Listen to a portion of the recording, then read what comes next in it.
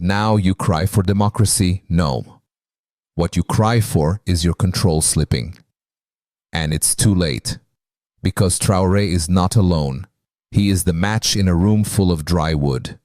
And if this idea spreads that dignity comes before the vote, that sovereignty must come before ceremony, then every ballot printed with Western ink begins to lose its meaning.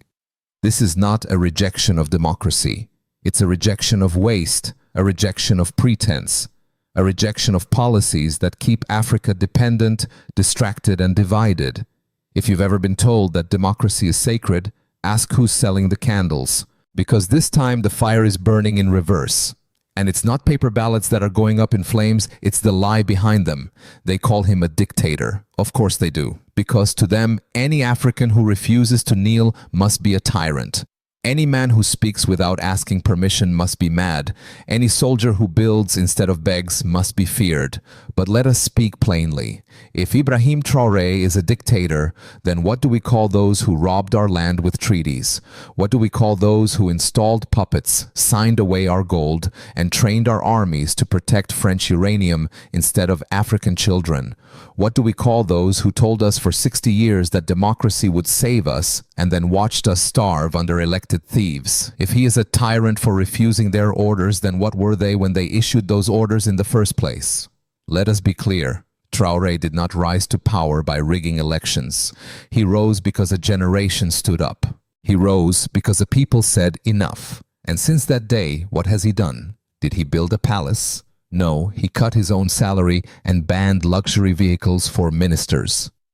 Did he purge his enemies? No, he invited traditional leaders, youth and women to write the new charter. Did he send opposition figures into exile? No, he asked them to come build farms, factories and schools. This is not the record of a despot.